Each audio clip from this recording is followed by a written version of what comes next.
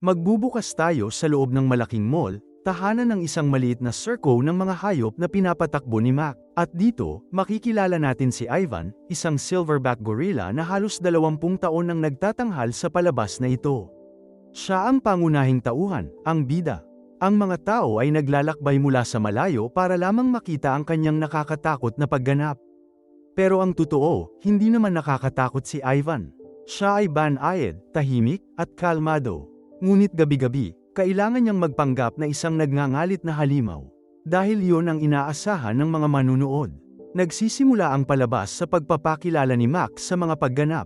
Si Henrietta, ang manok, isang henyo na kayang humampas ng baseball. Si Frankie, ang sea lion, isang kinakabahang tagapagtanghal na mas mahusay na makapagbalanse ng bola kaysa sa sinuman. Ngunit hindi kailanman naniniwala na siya ay sapat na.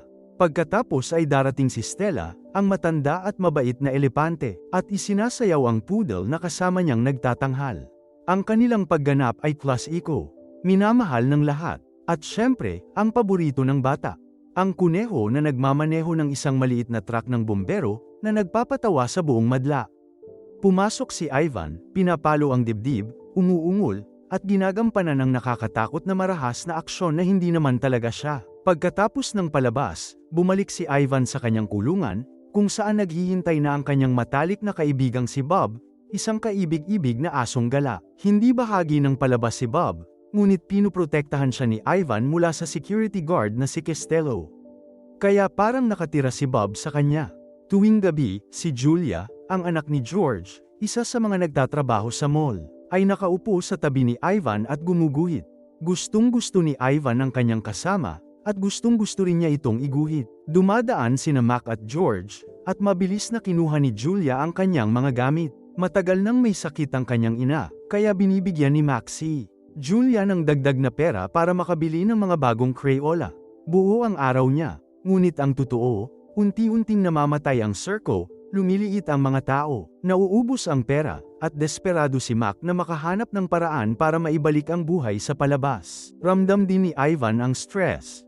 Hindi siya makatulog, iniisip kung bakit hindi na pumupunta ang mga tao tulad ng dati. Sinabi niya kay Stella, baka ako ang problema, baka hindi na ako sapat na nakakatakot. Malumanay na sinabi ni Stella sa kanya.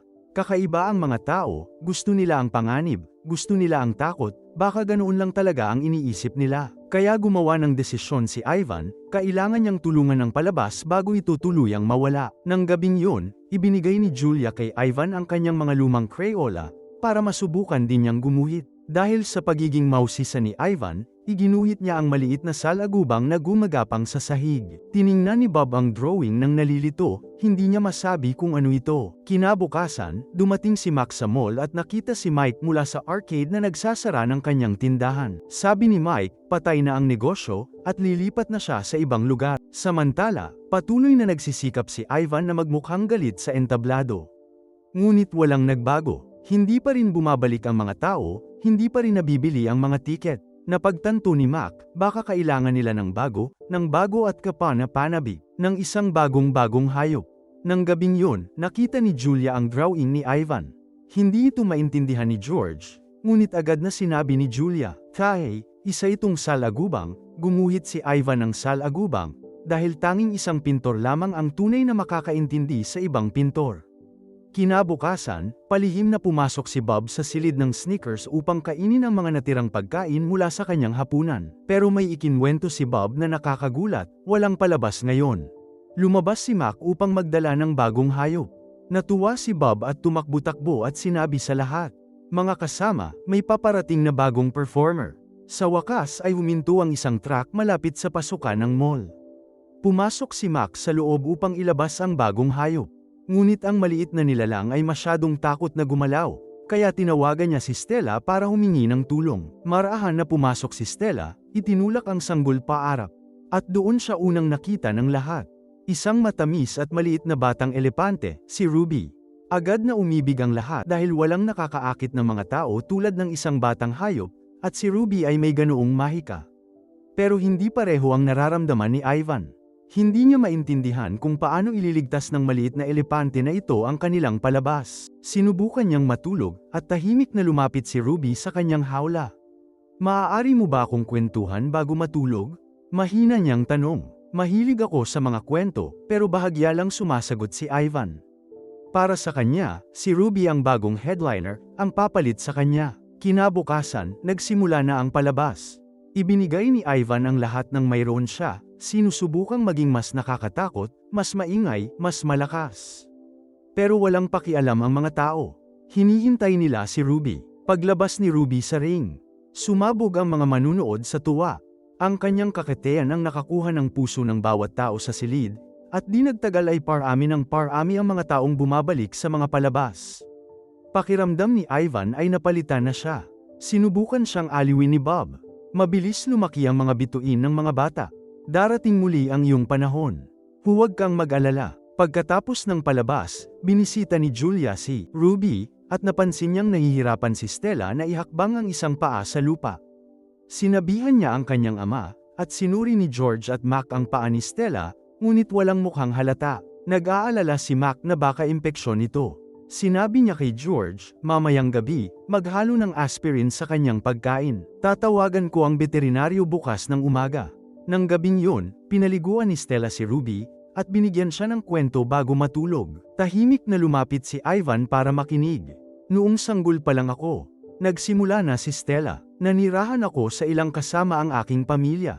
Isang araw, habang naghahanap ng tubig, nahulog ako sa isang malalim na hukay at hindi makalabas. Hinalikan niya si Ruby. Magandang gabi. Kinabukasan, nang tipunin ni Mac ang lahat, sinabi sa kanya ni George na hindi makakatanghal si Stella. Lumala ang kanyang kondisyon, kaya gumawa ng desisyon si Mac. Ngayon, mag-isang magtatanghal si Ruby. Natigilan si Ruby.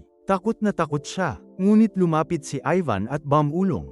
May mga bata dyan na naghihintay sa iyo. Pumunta lang sila para makita ka. Maging matapang ka. Huminga ng malalim si Ruby, lumabas ng nanginginig, at nang sandaling tumama ang mga ilaw sa kanya, naghiyawan ang mga tao.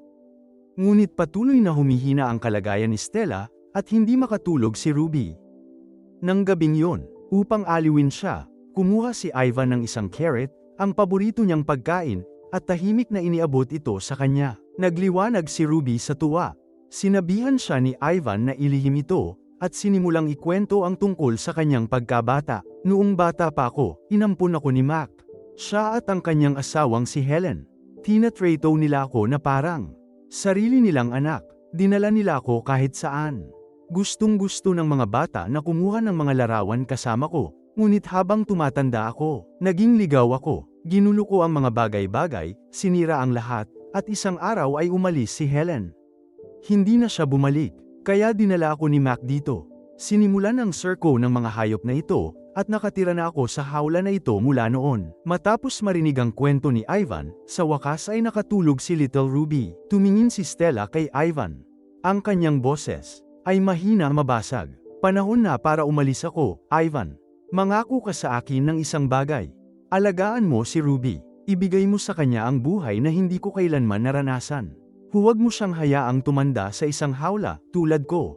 Naduraj ang puso ni Ivan, ngunit tumango siya. Pangako ko. At nang gabing yon, huling hininga ni Stella. Natahimik ang buong circo. Nagdalamhati ang lahat, ngunit walang mas naduraj pa kay Ivan. Kinabukasan, sinimula ni Mac na sanayin si Ruby. Mag-isa, pinipilit siyang lalo pang magpursigi. Ngunit si Ruby ay isang sanggol lamang. Dahan-dahan siyang natututo, at ang pagkahapo ay nangingibabaw. Pinanood ni Julia si Ruby na nahihirapan. Ginoong Mac, masyado na siyang pagod. Nagmakaawa siya, hayaan siyang magpahinga. Ngunit tumanggi si Mac. Gusto niyang maibalik ang palabas sa dati nitong kalagayan. Gusto niyang handa si Ruby, mabilis.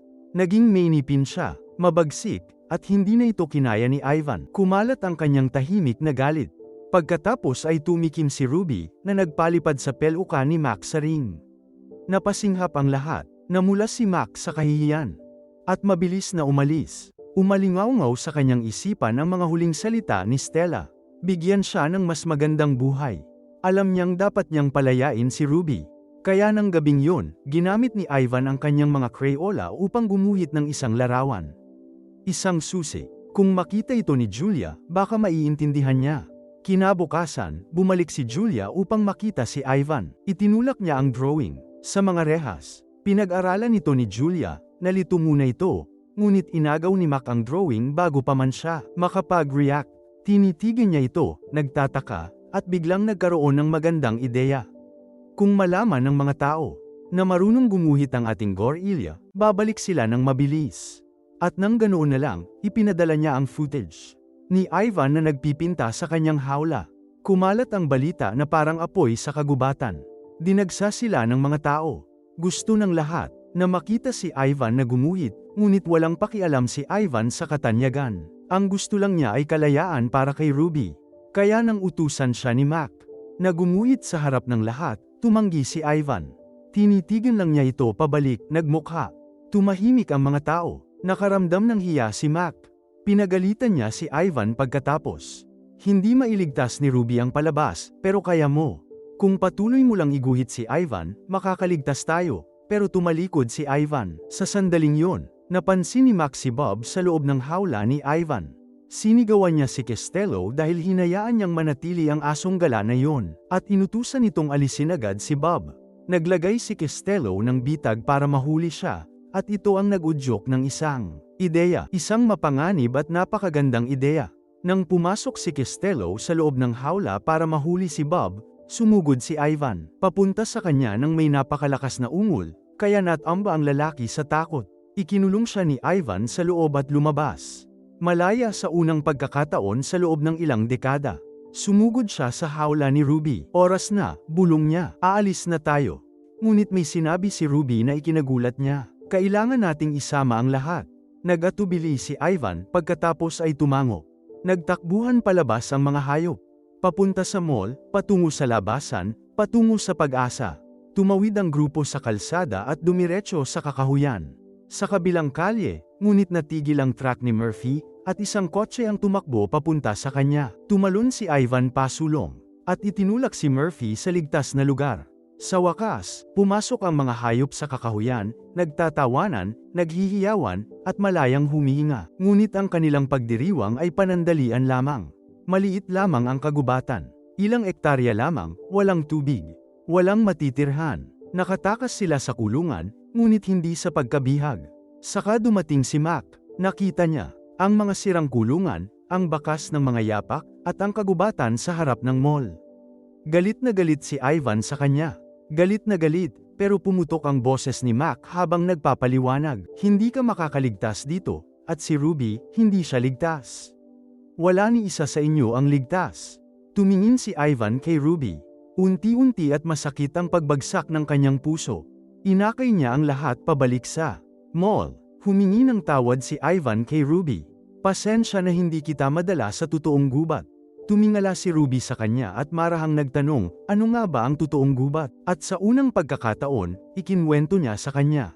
Ang kwentong ikinulong niya sa kanyang puso sa loob ng maraming taon. Noong ako ay ipinanganak, tinawag akong putik ng aking mga magulang, dahil dati ay nagdodrawing ako ng mga larawan sa lupa gamit ang basang putik, habang ang ibang mga gorilla ay natutong lumukso mula sa mga puno at mamulot ng prutas, nanatili lang ako sa lupa, nagdodrawing. Alam ng aking ama na naiiba ako. Sinubukan niya akong turuan kung paano maging malakas, kung paano magmukhang mabangis, pero hindi ako magaling dito. Gayunpaman, mahal niya ako. Isang araw, habang nagdodrawing si Ivan, pumasok ang mga mangangaso sa kagubatan. Tumakas ang mga gorilla papunta sa mga puno, ngunit hindi makaakyat si Ivan, kaya binuhat siya ng kanyang ama, inilagay sa isang sanga ng puno, at iniligtas ang kanyang buhay. Ngunit hindi na bumalik ang kanyang ama. Hindi makapagsalita sina Ruby at Bob. Puno ng lungkot ang kanilang mga mata. Kinabukasan, dumating si Julia na may dalang mga pinturang watercolor. Naupo siya sa tabi ni Ivan at bumulong. Nabalitaan ko ang nangyari kagabi. Sinubukan mong tumakas, di ba? Alam ko ang pakiramdam ng makulong dahil may sakit ang nanay ko, at kailangan niyang manatili sa isang kwarto buong araw. Ipinakita ni Julia kay Ivan ang larawang iginuhit niya. Siya at ang kanyang nanay ay nagpipiknik sa labas. Isang araw, sabi niya, magiging malusog muli ang nanay ko, tulad ng sa aking drawing. Pagkatapos ay dahan-dahan niyang inilagay ang mga kulay sa loob ng kanyang hawla at umalis. At biglang, nagkaroon ng ideya si Ivan. Kinuha niya ang mga kulay at nagsimulang magpinta sa higanteng bintana na gawa sa salamin sa labas ng kanyang hawla. isang napakalaking nakamamanghang larawan ng isang kagubatan, isang tunay na gubat, ang kanyang tahanan.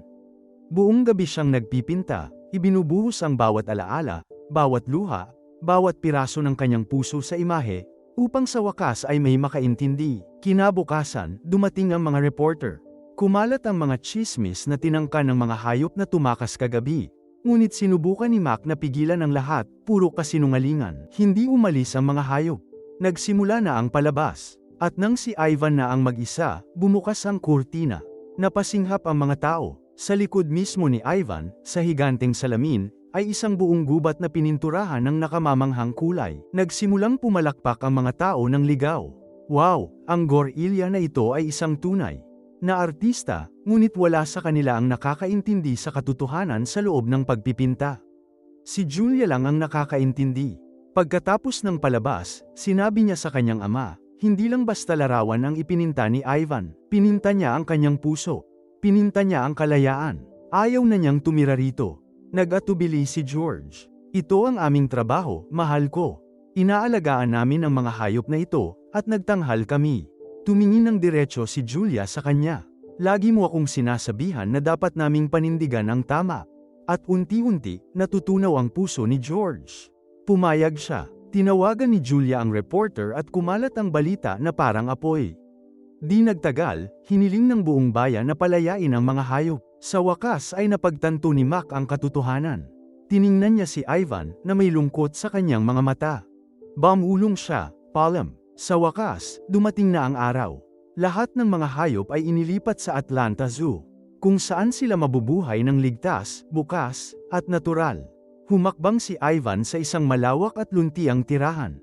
Puno ng mga puno, sikat ng araw, at mga gorilla.